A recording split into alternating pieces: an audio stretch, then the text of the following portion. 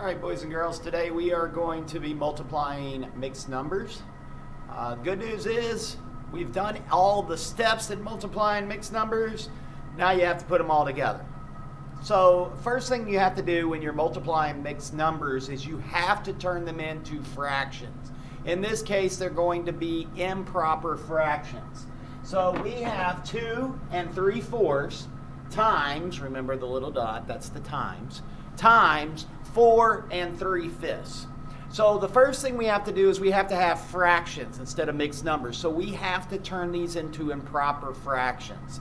Again, we've done this before, but what we have to do is we have to take first step, and this is where I usually draw our circle that looks like a C. We have to take our denominator times our whole number. So we do 4 times 2 first, which is 8. And then as we continue around the circle, or the C, we add in the numerator. So 2 wholes is going to give us 8 pieces, plus the 3 pieces that we have in our fraction. So now we have 11 total pieces, and it's still going to be 4s. Then we come over here and we do the same thing. Again, if drawing this little C with an arrow helps you, that's fine. But we're going to take our denominator times our whole number. Each pie has 5 pieces. We have 4 pies. So 5 pieces times 4 pies, that equals 20 pieces. But as we keep on going, we also have 3 pieces in this fraction. So 20 plus 3 is 23 over 5. Now that they are turned into fractions, now we can do the top times the top and the bottom times the bottom. Before we do it though, we want to see if we can cross simplify. Is there a number that I can count by where I say just 5 and 11 in our answer? Just 1, so we're not going to do that one. What about 4 and 23? Just 1, so we're not going to do that one. So we do the top times the top and the bottom times the bottom. First one we have to do is 23 times 11. Well, 1 times 3 is 3, 1 times 2 is 2. I put in my placeholder because I'm moving over to my second one in the tens column. 1 times 3 is 3, 1 times 2 is 2, and we add these up. 3 plus nothing, 2 plus 3, 2.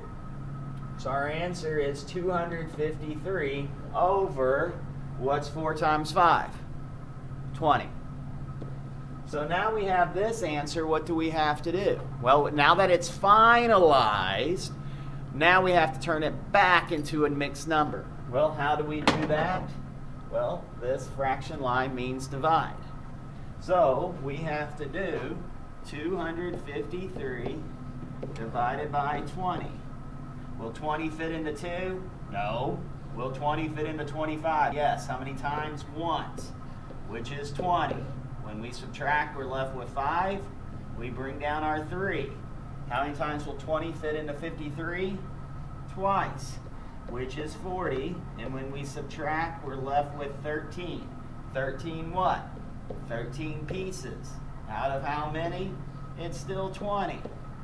So our answer, final answer, is going to be 12 wholes and 13 20ths.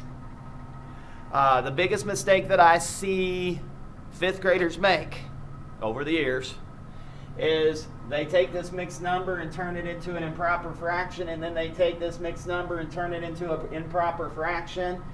They see these 2 improper fractions and they turn them back into a mixed number. Oh, not yet. You have to multiply them first to get your answer. Then if you need to turn it into a mixed number, you can. So let's do another one.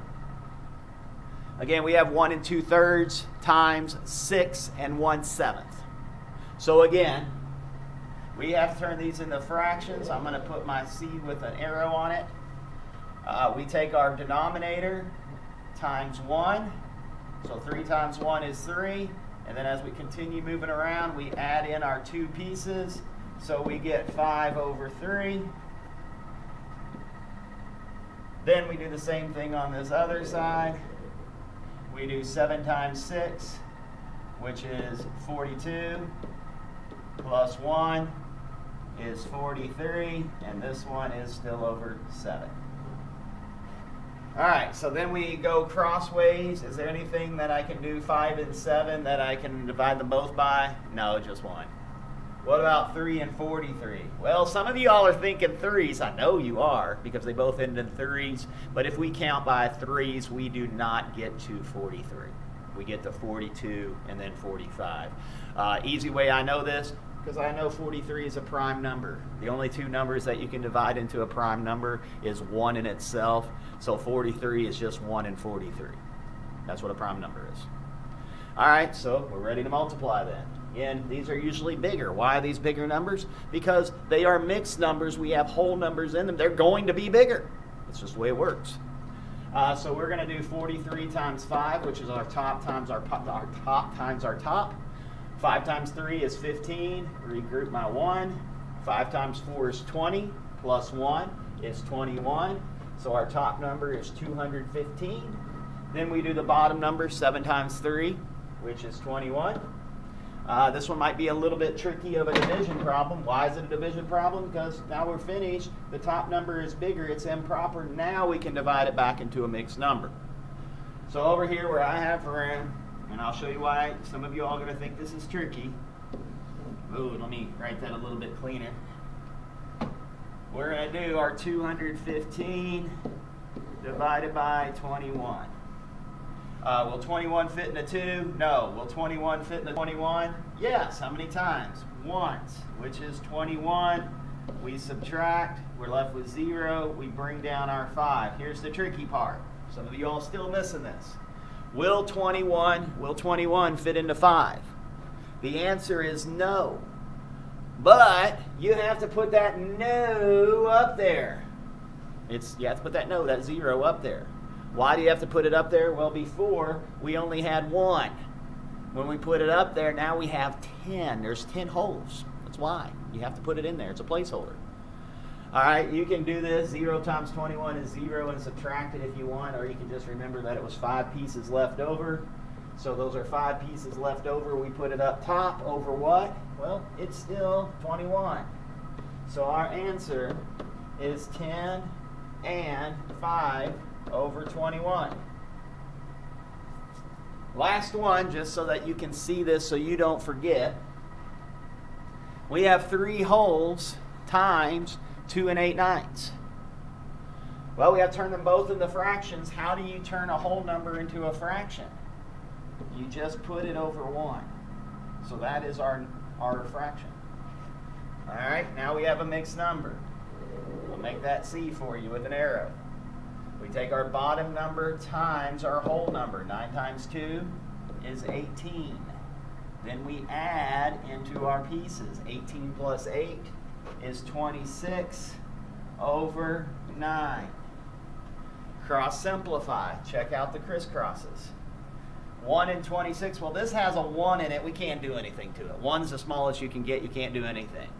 But I do see 3 and 9 here. There is something I can count by, skip count by, where I'm going to say 3 and 9. What is it? It's 3. So we are going to, and I'll use a boomerang.